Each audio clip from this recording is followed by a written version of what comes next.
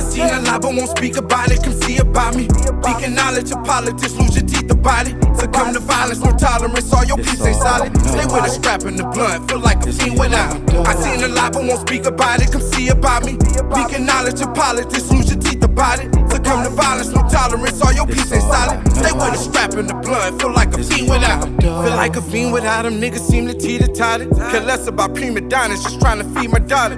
Pray be ready, a lion prowling the Serengeti. I'm from the bottom, apparently we all unfairly set me. A steady fight to the top, let's see where these hands will get me. No love for a dog, my owners, they barely pet me. I knew I had it, just had to unwrap the package. Back and forth at the ruckus, don't care who bear the racket. These niggas pout for me, cause ain't enough clout for me yet. Front them 28 grams when showing ounce of respect. Still counting the check, undetermined amount to be set. On my route to success, without an ounce of regret. My mind is a prison, my thoughts roam like inmates. Assignment was given, I had a crazy win rate. What it do, my people? Yes, sir. So we got a big fight. We got Romero versus Teofimo Lopez. We're going to break that fight down, and we're going to analyze it, and we're going to give our prediction. So, yes, it's BFA Flex, BFA FL to the E double with another episode of the Hurt Biz Boxing Podcast. So we got Rolly's Power versus T.O.'s Slick Style. So his dad, he's coined his style the Guerdo style. T.O.'s Slick Guerdo style. Okay? So we're going to break this thing down. So, Rolly, what did we see his last fight? He fought Ryan Garcia.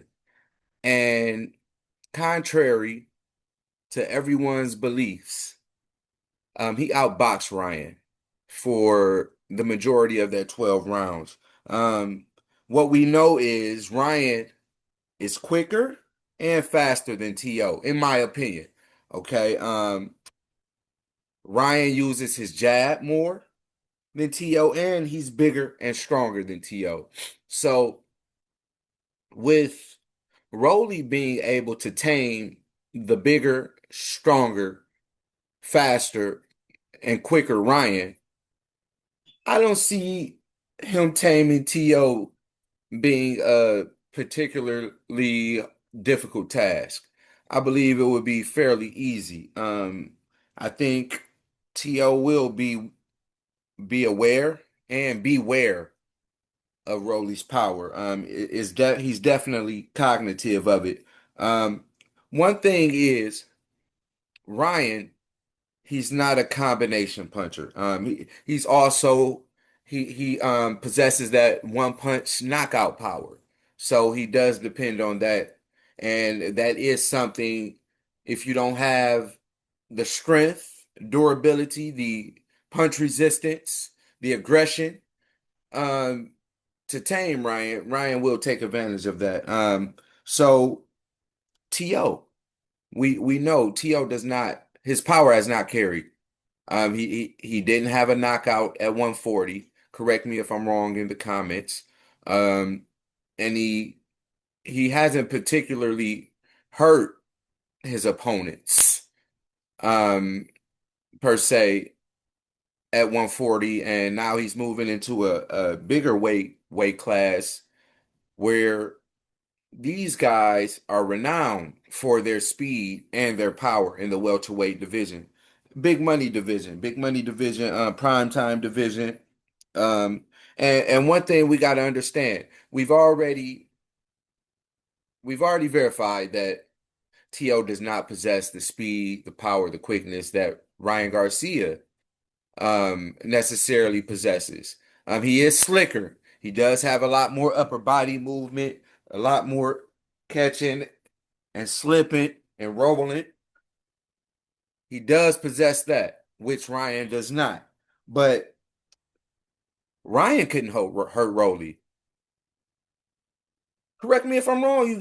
Ryan didn't hurt Rolly that whole fight. Matter of fact, once Ryan was hurt, he didn't even necessarily try to hurt Rolly. It was too much of a risk of him getting hurt while trying to hurt Rolly. So I wonder if the same thing will occur, maybe even on a bigger scale with T.O. because T.O. doesn't possess the power that Ryan has. So in these 8 ounces, on this level, on this big stage, will T.O. even have enough firepower to even gain Rolly's respect? That's a big question that has to be answered. Um, because this is the welterweight division. It's a new class for T.O. and he's going right in with the puncher. Not only a puncher, a proven champion. Um, and in my honest opinion, I don't think T.O. will be able to hurt Rolly. And if T.O. doesn't have a consistent jab to keep Rolly at bay, and definitely has to keep those feet moving. He can't sit mid-range with Rolly without pumping that jab and throwing some combinations once he wears Rolly down. Because he's gonna have to keep Rolly moving and resetting and picking his shots at least the first half of the fight.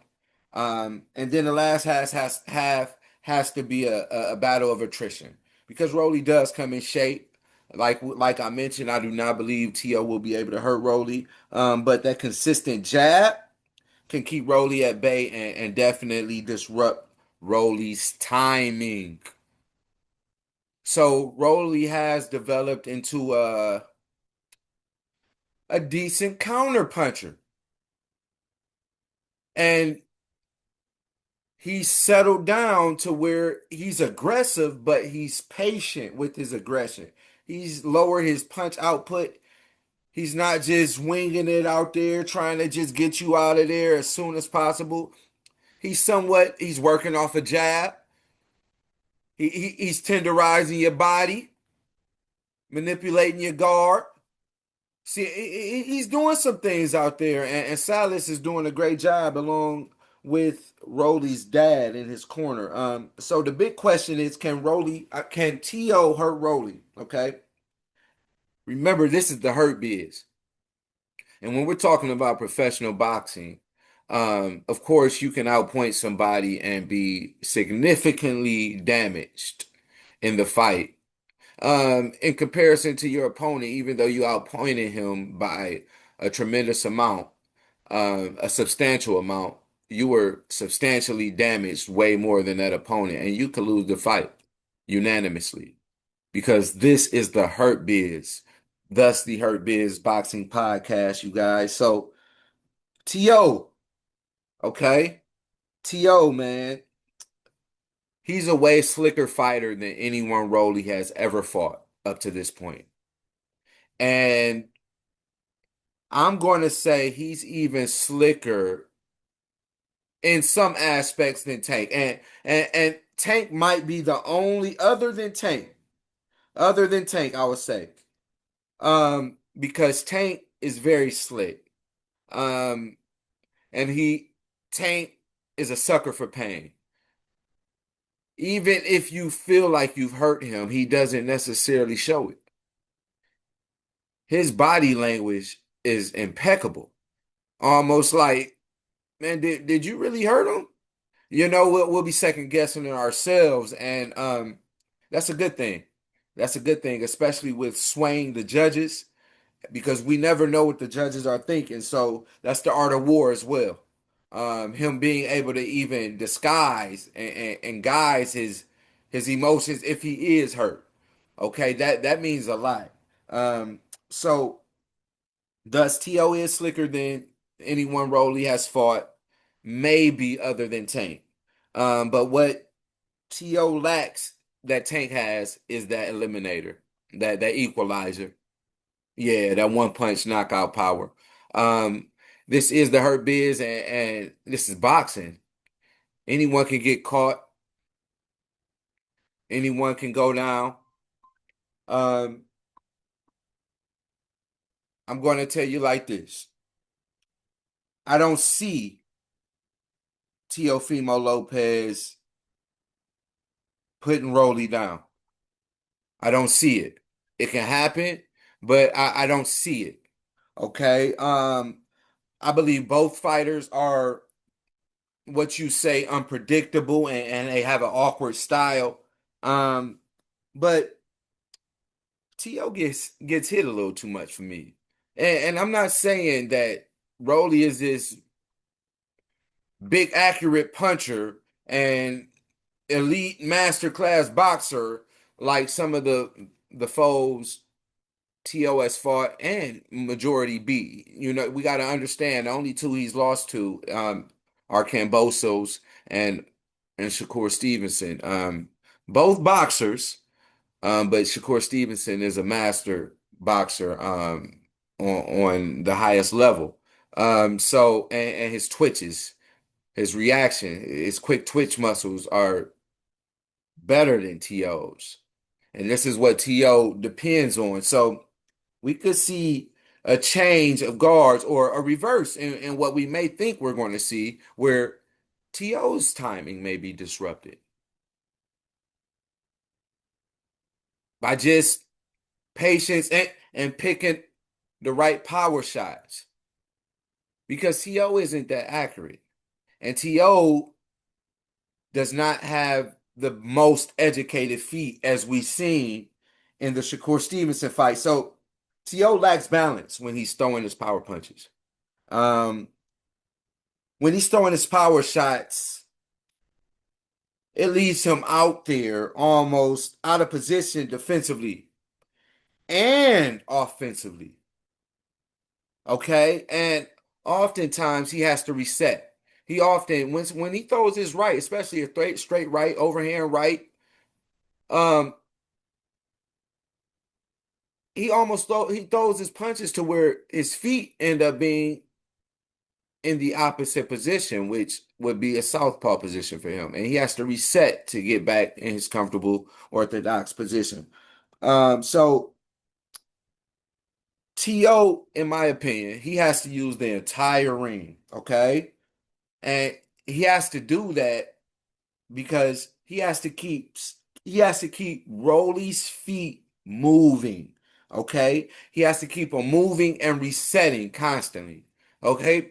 Because Rolly is a power puncher, true and true. And power punches, your feet have to be set to throw them properly, okay? So he has to constantly have I'm sorry, Rolly Romero's feet constantly resetting, okay? And with the lateral movement, just certain slips and half steps back, feints, you know, pumping that jab, you know, there's going to be a lot. There's going to be a lot TO can use that we haven't per se or seen them use on a consistent basis. Okay? Because he's going to have to paw that jab a lot. Okay? Just for control purposes because Rolly Romero does utilize a high guard for the most part.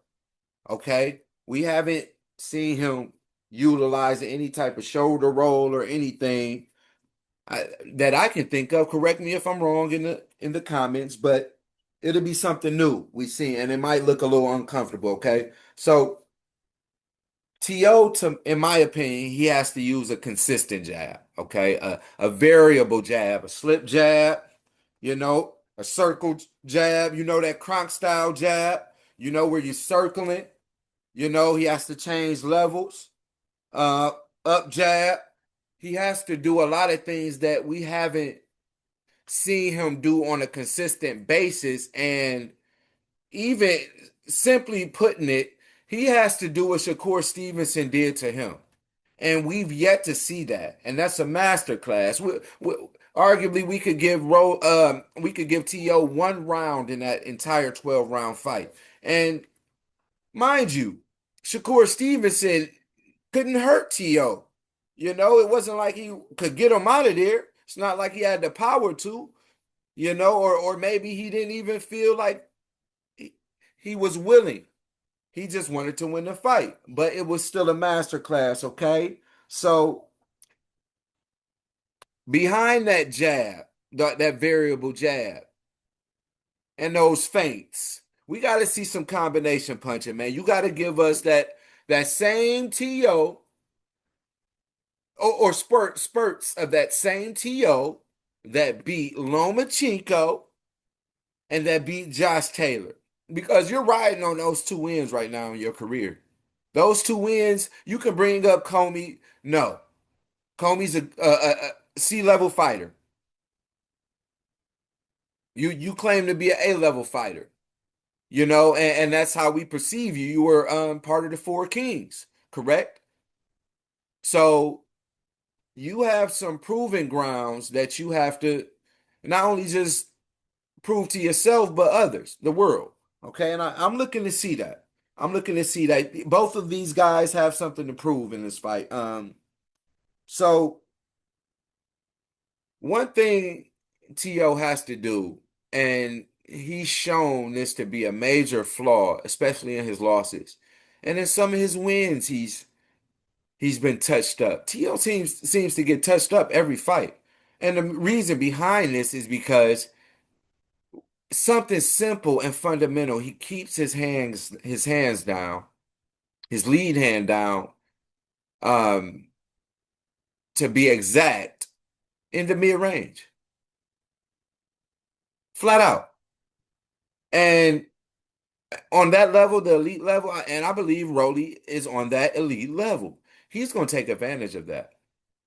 Okay, he's going to take advantage of that, especially with their reaches being almost similar. I don't believe the reach advantage will even play that much of a role, because it's not like T.O. has a long jab or he uses his jab consistently, like we said, or like we've said. So this would be something new for me if I've seen him do this. So he has to keep that lead hand up, his hands up, and remain defensively responsible, especially if he's planning to show some type of dominance, because he's gonna have to push him back at some times. He's gonna have to push Rolly back at some times during this fight. He can't just be on his bike this whole fight. I don't care how much shape he's in, because it does look like he's in some tremendous shape. He's lean. But he came in 147. Rolly came in 146.6, you know? So that's funny, but he is a little taller than Rolly. He is a little taller than Rolly. I believe this is going to be a very competitive fight.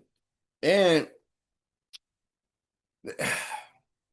they're breaking the barriers, and they're calling certain people out when it comes to this. Friends not fighting each other. Friends? How many of us have them? Friends? Ones you can depend on. You're not a friend of mine. You're not a friend of mine. Friends, friends, friends. Till the end. You're not a friend of mine. You're not a friend of mine. I'm joking with y'all, but still, we don't need that. It's no room for stuff like that in boxing, in a mano a mano sport, where you have to show your prowess and your greatness sometimes against friends. In a sport, in any sport, this happens, but especially in a sport like boxing when it's literally mano a mano. So it's going to happen. It's bound to happen. So yeah, T.O., he has to do these things that we spoke of in order for him to be successful. Um, this is a fight. This is a fight. And one thing I can say, T.O. has shown that he has a chin. I know he's been dropped, but they're flash knockdowns. T.O. is very tough. His will is very strong. Very strong willed. T.O. always has a fighter's chance. T.O. literally, people were picking him against Shakur. Think about that. Nobody expected T.O. to come in and not use a jab and be just reckless fighting somebody like Shakur. But T.O. underestimated Shakur Stevenson. Flat out. Flat out. And oftentimes he can come off as delusional. So we have to see if T.O. is delusional, or he really believes in himself because he has to show us an identity. We know Rolly's identity, and that could be what wins him the fight. He knows himself. Be water, my friend, in the famous words of Bruce Lee. Um, and that's what you have to be. You have to adjust. You have to. That's what life is about. Boxing is life. You have to know yourself to where your strengths are so great, they override someone else's strengths because you've reached a level of mastery. Okay? So we have to see that. And I'm big on mentality going into the fights. I'm liking both guys' mentality, but the character, the identity thing, that issue that T.O. has, I believe that could be the deciding edge that Rolly has over him. But there's also something that T.O. spoke about. So T.O., he was basically saying he was little broing Rolly, little boy in him almost like he's haven't experienced he hasn't experienced what I've experienced in boxing, yet alone life. That's what T.O. said. Like T.O.'s been through a divorce. I believe he's recently engaged or married. He has children. All things Rolly has yet to experience. And honestly, that does bring a level of wisdom in you and and